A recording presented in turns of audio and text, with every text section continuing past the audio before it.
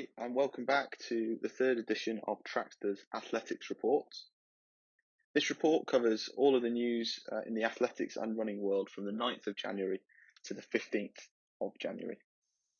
On the agenda today is our shoe news, the comings and goings and transfer news, all the general news from the world of running, our Let's Run Tea, and of course our Runners Spotlight feature. First up, we're going to talk about shoe news, and this week saw more photographs of the much anticipated Asics prototype released in a new and striking looking white colourway.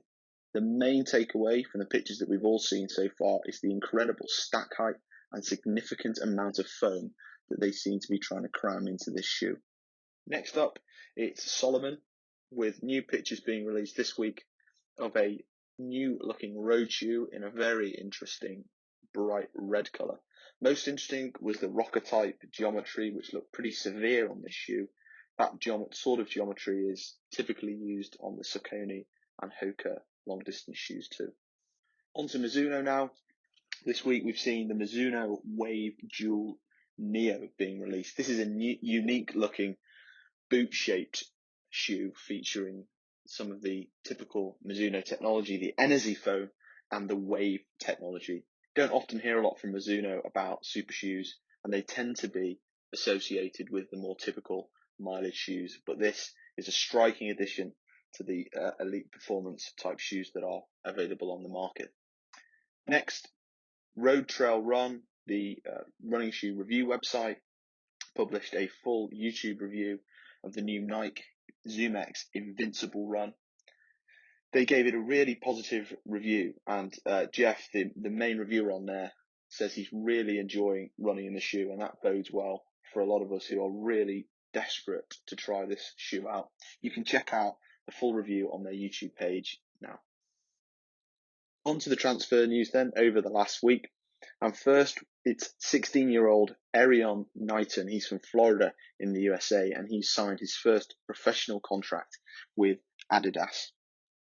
He's some talent to watch, and in August last year, he recorded personal bests of 10:29 in the 100 and 20:33 in the 200.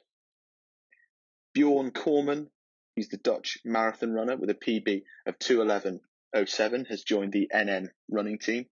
Interestingly, in 2018, he won a competition in Runner's World to have his shoes signed by Eliud Kipchoge, so this is surely a dream come true for him. Sondre Moen has joined the Hilly Sportswear from Nike. He's a 2:05:48 marathon runner.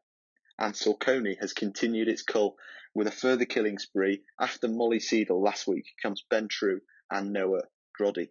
On to the general news now from the world of running. The US ATF has cancelled its indoor championships, which scheduled to be February the 20th to the 21st.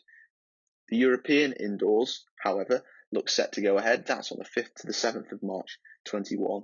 And the European athletics have started to offer media accreditation. So for that one, the signs certainly look good. Less so, however, for the English schools cross country, which has felt the effects of COVID and has been cancelled for this year. On to the NCAA D1 Indoor Championships. That's not been cancelled, but it's been moved to a 3-day schedule. And an interesting statistic we saw this week, which was that 80% of Japanese people want the Olympics scheduled to be in July 2021 to be either cancelled or postponed, something that a lot of us would find incredibly disappointing, I'm sure. And Jared Clifford, the Australian Paralympic athlete, set another T13 world record in the 1500, beating his own previous world record with a blistering 3:44:78.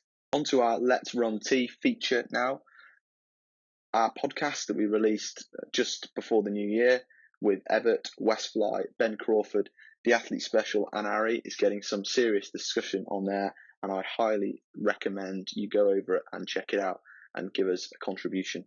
And finally, our Runners Spotlight feature. This week, the spotlight is on Cole Hocker, the US athlete who is from the University of Oregon. He's 19 and he's ran 13:32 for the 5K and an incredible 3:58 for the mile. In the recent Sound running events back in December, he was pipped to the line in the 5K by the reigning Olympic champion Matthew Centrowitz. Another incredible talent and one to keep an eye on for the future.